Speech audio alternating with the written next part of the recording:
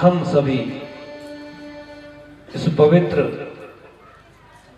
अनुष्ठान में अपना जीवन सार्थक बनाने के निमित्त से उपस्थित हैं। तो प्रिय सज्जनों, कल के प्रसंग में आप श्रवण कर रहे थे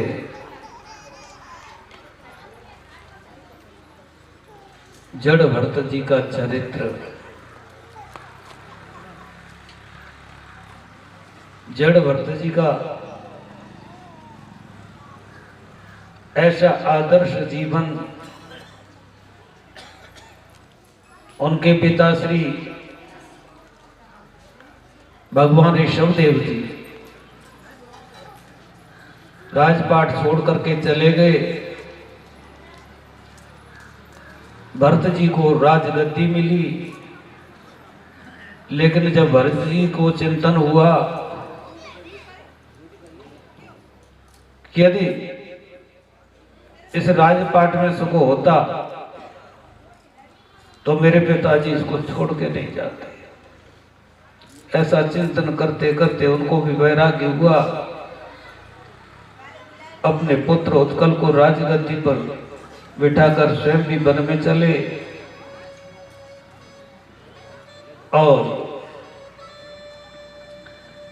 अंत में राजा रहुगण संपर्क में आया। राजा रहुगण को उपदेश करके उसका उद्धार किया। तो सज्जनों, ये तो नितांत सत्य है। वैराग्य बोधौ पुरुषस्य पक्षीवत् पक्षौ बीजानीहि विचक्षणत्वम्। यदि आप मुक्ति रूपी महल की अटारी पर पहुंचना चाहते हो तो जिस तरह से एक पक्षी स्वच्छंद आकाश में उड़ान भरता है, इसी तरह से हमारे जो ज्ञान और वैराग्य है, मुक्ति रूपी महल की अटारी पर पहुंचने के लिए ये दो पर हैं। बिना परों के पक्षी नहीं उड़ सकता।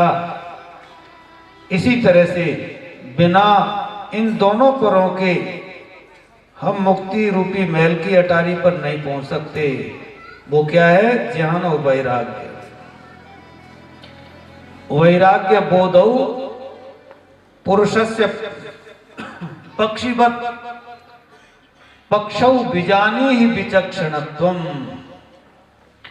और जिसके पास ज्ञान और वैराग्य ये दोनों पक्ष हैं, तो सज्जनों, आसक्ति रूपी